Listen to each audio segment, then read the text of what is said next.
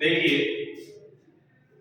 PGDCA के जो all student है वो ध्यान दें, फंडामेंटल ऑफ आईटी का जो आपका पेपर होने वाला है दिसंबर 2022 का, उसमें इंपॉर्टेंट आपको क्वेश्चंस बताए जा रहे हैं। इसमें 5 यूनिट होती हैं और प्रत्येक यूनिट से 2 क्वेश्चन पूछे जाते हैं, उनमें से कोई एक को आपको हल करना होता है। हमारे हिसाब से यहाँ पे आपको बताया जा रहा है कि टाइप्स ऑफ कंप्यूटर। पहला जो क्वेश्चन है टाइप्स ऑफ कंप्यूटर, ये भी पूछा जा सकता है कि कंप्यूटर किससे कहते हैं, आप विस्तारपूर्वक समझाइए। तो यहाँ पे टोटल उसकी डेफिनेशन देंगे आप लोग, और डेफिनेशन के पश्चात उसके टाइप्स आप लोग बताएंगे। वो आपको बेवकूफी से समझा दिया गया है कि टाइप 3 प्रकार के होते हैं computer, analog computer, digital computer और हाइब्रिड कंप्यूटर। लेकिन ये ध्यान रहे डिजिटल कंप्यूटर के 4 प्रकार होते हैं, mini computer, mainframe computer, micro computer और सुपर कंप्यूटर। ठीक है, उसके बाद जो सेकंड क्वेश्चन बताया गया है बहुत ही बेहतरीन है, हमेशा कंपटीशन में भी आते रहते हैं कि मेमोरी। अब मेमोरी में क्वेश्चन कैसे भी पूछा जा सकता है, ये भी पूछा जा सकता है कि निम्नलिखित पे टिप्पणी लिखिए। इसमें रैम, प्रोम, डबल प्रोम के बारे में पूछा जा सकता है। क्वेश्चन ये भी पूछा जा सकता है कि सेकेंडरी मेमोरी को संक्षेप में समझाइए। क्वेश्चन ऐसा भी पूछा जा सकता है कि प्राइमरी मेमोरी और सेकेंडरी मेमोरी को अंतर स्पष्ट करें। तो यहाँ पे दोनों ही प्राइमरी मेमोरी और सेकेंडरी मेमोरी को 2 भागों में बांटा गया है। प्राइमरी जो मेमोरी होती है उसमें रैम और रोम है। रोम के जो भाग बताए गए प्रोम है, ईप्रोम है, डबल प्रोम। उसको आराम से आप लोग समझा देना, बहुत अच्छे तरीके से आपको बताया गया है। इसके साथ ही रैम को भी 2 भागों में बांटा गया है, एक एसरैम और एक डी रैम। ठीक है, उसके पश्चात सेकेंडरी मेमोरी अगर मैं बात करूं तो सेकेंडरी मेमोरी में पंच कार्ड, अमेरिका की जनगणना के समय सबसे पहले पंच कार्ड का आविष्कार किया गया था, जिससे कि कंप्यूटर को डाटा दिया जा सके, इनपुट दिया जा सके, डाटा को स्टोर किया जा सके। हार्मन होलीरेज नामक वैज्ञानिक पंच कार्ड है, फिर पंच पेपर टैप आया, मैग्नेटिक टैप आया, ड्रम मेमोरी आई, बबल मेमोरी आई। बोबेक नामक वैज्ञानिक ने 1969 ईस्वी में मेमोरी को और गहरा बनाने के लिए बबल मेमोरी का आविष्कार किया। सीडी आई, डीवीडी आई, पेन ड्राइव आई, ब्लू रे डिस्क आई, SSD, solid state drive, hard disk, ये जितनी भी है ब्लू रे डिस्क, ये सभी सेकेंडरी मेमोरी के भाग हैं। ठीक है, अब अपना सेकंड यूनिट आता है। सेकंड यूनिट के अंतर्गत इंपोर्टेंट अपडेट बताया गया है कि इनपुट डिवाइसेस। इनपुट डिवाइस आपको बताई गई है कि कंप्यूटर के ऐसे उपकरण जिनके माध्यम से कंप्यूटर सिस्टम को कमांड दिए जाते हैं, आदेश दिए जाते हैं, कि सभी क्या कहलाते हैं, इनपुट डिवाइस के नाम से जाने जाते हैं। इनपुट डिवाइस की अगर मैं बात करूं तो यहाँ पे सबसे महत्वपूर्ण इनपुट डिवाइस कीबोर्ड है, माउस है, ओमआर है, ओसीआर है, एमआईसीआर है, जॉयस्टिक्स है, लाइट पेन है, स्कैनर है, इत्यादि सभी पोस्ट डेटा एंट्री सिस्टम है, सभी इनपुट डिवाइसेस के उदाहरण हैं। ठीक है जी, कुछ एक डिवाइस ऐसी भी होती है, आप नोट लिख के कर सकते हैं कि इनपुट और आउटपुट दोनों का काम करते हैं। जैसे सीडी है, पेन ड्राइव है, वेबकैम है, डिजिटल कैमरा है, फैक्स मशीन है, मोडेम है, इनपुट और आउटपुट दोनों का कार्य करती है। अब कमेंट सेक्शन में बताया गया है, चौथा जो क्वेश्चन सेकंड यूनिट का लिया गया है, जहां पे प्रिंटर्स बताए गए हैं। प्रिंटर आपको बता दिए गए कि प्रमुख रूप से जो प्रिंटर होते हैं उनको 2 भागों में बांटा गया है। लेकिन आपसे ऐसा भी पूछा जा सकता है कि प्रिंटर की कार्य प्रणाली को समझाते हुए इंकजेट और लेजर प्रिंटर को संक्षेप में समझाइए, या दोनों में अंतर स्पष्ट कीजिए, तो भी आपको दोनों के बारे में क्या करना है, वर्णन करना है। ठीक है, तो यहाँ पे प्रिंटर एक आउटपुट डिवाइस है, इसमें इंपैक्ट प्रिंटर और नॉन इंपैक्ट प्रिंटर आपको समझाया गया। इंपैक्ट प्रिंटर के अंतर्गत लाइन प्रिंटर और कैरेक्टर प्रिंटर आते हैं। कैरेक्टर प्रिंटर के अंतर्गत डेजी व्हील प्रिंटर और डीएमपी प्रिंटर आते हैं। ठीक है जी, लाइन प्रिंटर की अगर मैं बात करूं तो लाइन प्रिंटर के अंतर्गत चेन प्रिंटर और ड्रम प्रिंटर आते हैं। इसके पश्चात नॉन इंपैक्ट प्रिंटर जो होते हैं विशेष प्रकार के प्रिंटर, उसके अंतर्गत लेजर और इंकजेट प्रिंटर आते हैं। इसके अलावा थर्मल प्रिंटर वगैरह भी होते हैं। ठीक है कि जो ग्राफिक्स वगैरह में यूज लिए जाते हैं। यहाँ पे बताया गया है VGA, SVGA, XGA, इनके बारे में आपसे कमेंट पूछा जा सकता है। तो सेकंड यूनिट में आप लोग इस पे पूरा फोकस करें। बाकी समय है तो और तो चीजें आप लोग पढ़े ही, बाकी इसको आप जरूर पढ़ें। अब तीसरे यूनिट में हम चलते हैं। बहुत सिंपल है, कोई हार्ड नहीं है, बहुत अच्छे से आपको बताया गया है। सॉफ्टवेयर की बात आती है जिससे हम छू सकते हैं, जिसको हम छू नहीं सकते, देख सकते हैं और महसूस कर सकते हैं, वे सब सॉफ्टवेयर होता है। हार्डवेयर क्या होता है, physically parts of computer hardware, computer के शारीरिक भागों को हम क्या कहते हैं, हार्डवेयर कहते हैं। जिससे छुआ जा सकता है, जिससे देखा भी जा सकता है, जिससे महसूस भी किया जा सकता है, वे सब क्या होते हैं, हार्डवेयर होते हैं। यहाँ पे अब मैं बात कर रहा हूं कि सॉफ्टवेयर यहाँ पे 3 प्रकार के होते हैं प्रमुख रूप से, application software, operating system software और यूटिलिटी सॉफ्टवेयर। एप्लीकेशन सॉफ्टवेयर आज जितने भी दुनिया में जितने भी प्रोग्राम चल रहे हैं मनुष्य की आवश्यकता अनुसार जो भी डेवलप किए गए हैं वे सारे के सारे एप्लीकेशन के अंतर्गत ही आते हैं। यानी कि मनुष्य की आवश्यकता अनुसार यानी यूजर की आवश्यकता अनुसार जो सॉफ्टवेयर डेवलप किए गए हैं उन्हें हम एप्लीकेशन के नाम से जानते हैं। और ऐसे सॉफ्टवेयर जो यूजर की आवश्यकता अनुसार डेवलप किए सभी एप्लीकेशन में आते हैं। एप्लीकेशन के उदाहरण है जैसे PC packages, Word, Excel, PowerPoint, MS Access, जितने भी लैंग्वेज है, सी है, C++, Java, JavaScript, ALGOL, Pascal, Ada, ठीक है, ये सारे के सारे एप्लीकेशन में आते हैं। फिर बात आती है ऑपरेटिंग सिस्टम की। तो ऑपरेटिंग सिस्टम एक ऐसा सिस्टम सॉफ्टवेयर होता है जो कंप्यूटर के विभिन्न भागों के ऊपर कंट्रोल करता है और उनमें सामंजस्य स्थापित करता है। उससे हम क्या कहते हैं, ऑपरेटिंग सिस्टम के नाम से जानते हैं। ऑपरेटिंग सिस्टम यहाँ पे दो प्रकार के होते हैं, सिंगल यूजर ऑपरेटिंग सिस्टम और multi user operating system. Single user operating system के अंतर्गत MS DOS आता है। 1960 और 70 के दशक का सिंगल यूजर ऑपरेटिंग सिस्टम होता है, जिसके अंतर्गत 200-250 कमांड पाए जाते हैं। टोटल कार्य कमांड के आधार पे होता है। उसमें ब्लैक एंड व्हाइट स्क्रीन आया करती थी। ये हो गया सिंगल यूजर। मल्टी यूजर की हम बात करें तो विंडोज ऑपरेटिंग सिस्टम जो होता है मल्टी यूजर के अंतर्गत आता है, ठीक है कि नहीं। तो इनका आप लोग वर्णन करें। उसके बाद यूटिलिटी सॉफ्टवेयर आता है कि प्रोग्राम कंप्यूटर के अंतर्गत कोई प्रोग्राम गुम हो गया हो, कंप्यूटर सिस्टम में कोई वायरस आ गया हो, कंप्यूटर सिस्टम की क्वालिटी मापने के लिए एप्लीकेशन का प्रयोग किया जाता है, जो आपको अच्छी तरह से समझा भी दिया गया है, नोट्स भी लिखाए गए हैं, आपको कहीं कोई दिक्कत नहीं, PDF आपको प्रोवाइड करवा दी गई है। अब आप लोग आगे देखिए कमेंट्स। कमेंट्स की अगर हम बात करें, छठा क्वेश्चन है, तो यहाँ पे लैंग्वेज के बारे में बताया गया है। इसके बारे में बताया गया है, लैंग्वेज के बारे में बताया गया है। लेकिन यहाँ पे एक क्वेश्चन और भी बन सकता है ऑपरेटिंग सिस्टम में, कि ऑपरेटिंग सिस्टम से आप लोग क्या समझते हैं, इसकी कार्य प्रणाली को समझाइए। मेमोरी मैनेजमेंट का, अकाउंट मैनेजमेंट का, फाइल मैनेजमेंट का, तो बहुत सारे जितने भी उसके कार्य हैं उनका, पेरिफेरल डिवाइसेस मैनेजमेंट का, है ना, वो सभी आप लोग देखिए ना। कमेंट सेक्शन के अंतर्गत लैंग्वेज बताई गई है। तो यहाँ पे जो लैंग्वेज बताई गई है वो लैंग्वेज क्या होती है, दो प्रकार की लैंग्वेज बताई गई। आपसे ये भी पूछा जा सकता है कि मशीनरी लेवल लैंग्वेज और असेंबली लेवल लैंग्वेज में अंतर स्पष्ट कीजिए।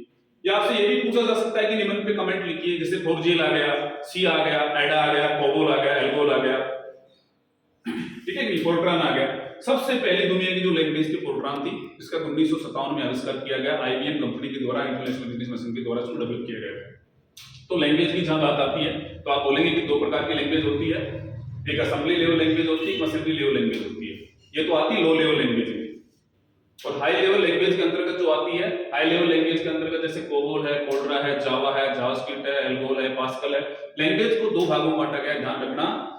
लो लेवल को मशीनरी लेवल लैंग्वेज और असेंबली लेवल लैंग्वेज के अंतर्गत, और हाई लेवल के अंतर्गत बहुत सारी लैंग्वेज आती है, जैसे सी है, C++ है, जावा है, जावास्क्रिप्ट है, कोबोल है, एल्गोल है, पास्कल है, सबसे पहली फोर्ट्रान थी, ठीक है कि नहीं। उसके बाद सी आई, तो सी का भी थोड़ा सा वर्णन कर देना, जो आपको लिखा रखा है कि सबसे पहले BCPL language I, basic command and programming language, 1962 के अंतर्गत केन थॉम्पसन नामक वैज्ञानिक ने इसका आविष्कार किया। उसके बाद वी लैंग्वेज आई, इसमें परिमार्जित और प्रस्तुत करके वी लैंग्वेज का आविष्कार किया गया 1962 में केन थॉम्पसन द्वारा ही। उसके बावजूद अमेरिका देश के अंतर्गत कैम्ब्रिज विश्वविद्यालय के AT&T लेबोरेटरी के अंतर्गत 1972 यानी 1933 ईस्वी के अंतर्गत डेनिस रिची द्वारा सी लैंग्वेज का आविष्कार किया गया। सी लैंग्वेज में भी प्रोग्रामिंग बहुत लंबी हुआ करती थी, इसलिए उसमें डिबिंग करना, एरर हैंडलिंग करना बहुत ही मुश्किल होता था। इसलिए C++ लैंग्वेज का आविष्कार 1979 ईस्वी के अंतर्गत जॉन स्ट्रेटर नामक वैज्ञानिक ने अमेरिका देश के अंतर्गत ही किया। इसमें डिबिंग करना, एरर हैंडलिंग करना और प्रोग्राम को छोटे-छोटे ब्लॉकों में विभाजित करके आसानी से कार्य किया जा सकता था। ये सारी की सारी जो चीजें हैं सभी में ऐसा लिखा रखा है, आप उस पर ध्यान दें और इस हिसाब से आप लोग देख रहे हैं।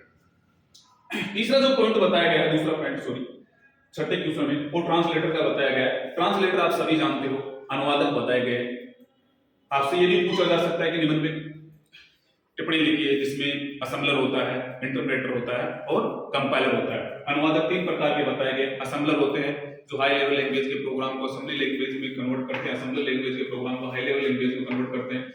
और इंटरप्रेटर क्या होते हैं, जो हाई लेवल लैंग्वेज के प्रोग्राम को स्टेप बाय स्टेप एक एक करके मशीनरी लेवल लैंग्वेज में कन्वर्ट करते हैं। और कंपाइलर सबसे अच्छे ट्रांसलेटर बताए गए हैं, जो हाई लेवल लैंग्वेज के प्रोग्राम को एक साथ मशीनरी भाषा में क्या करते हैं, कन्वर्ट करते हैं यानी बदलते हैं। अब चौथी यूनिट की हम लोग बात कर रहे हैं। चौथी यूनिट के अंतर्गत जो 7 नंबर क्वेश्चन है, टाइप ऑफ कम्युनिकेशंस।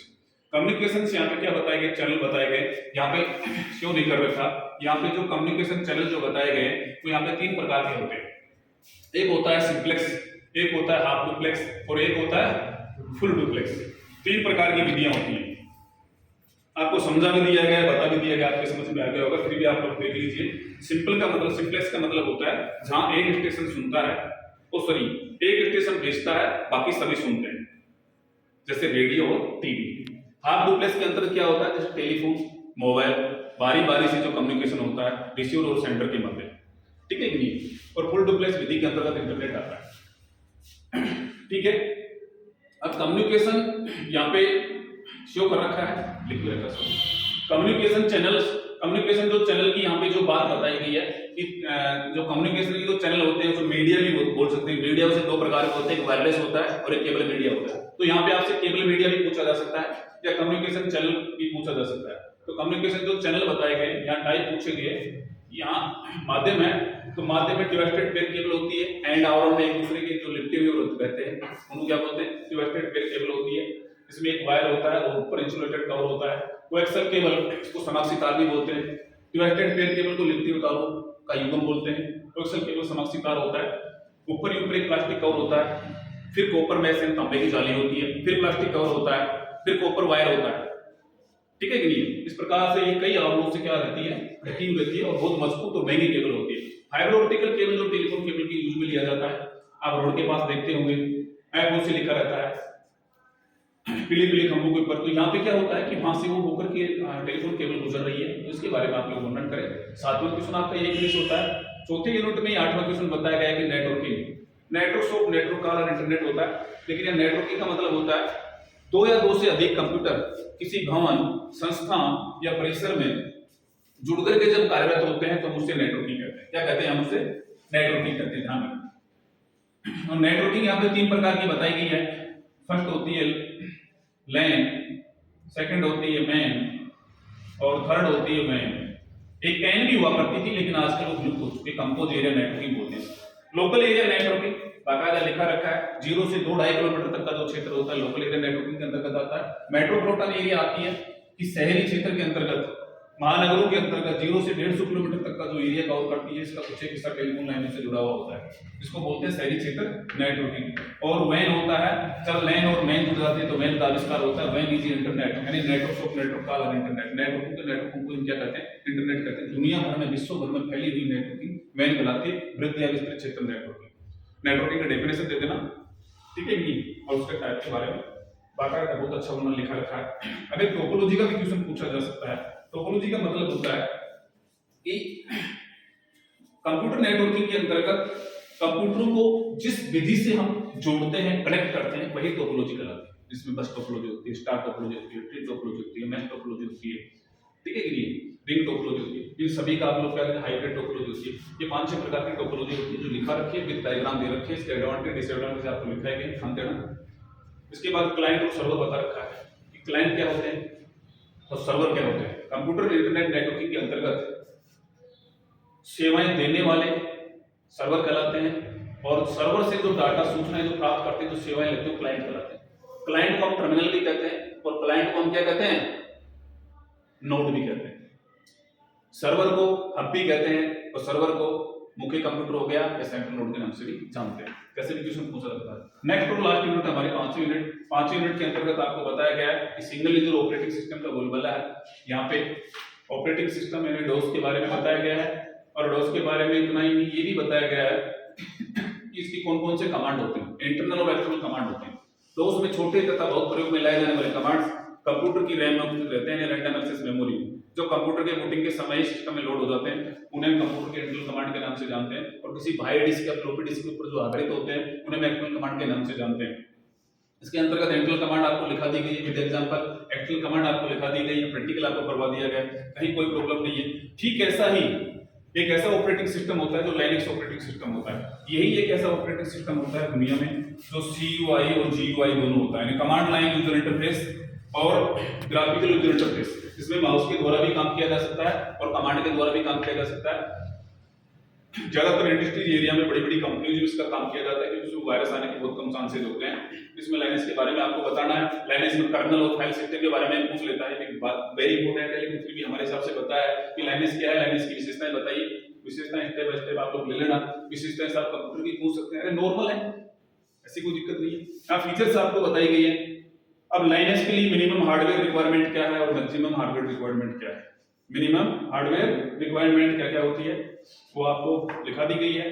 लाइनेस कमांड कौन कौन से होते हैं? इंपोर्टेंट कमांड है, सीडी कमांड है, काल कमांड है, कैट कमांड है, एमपीडीआईआर कमांड है और चौमून कमांड है। ठीक है कि नहीं? इस हिसाब से ये आपका PGDCA IT trend and technology का जो पेपर है, इस हिसाब से आपको तैयारी करनी है, इनको आपको समझना है। Thank you.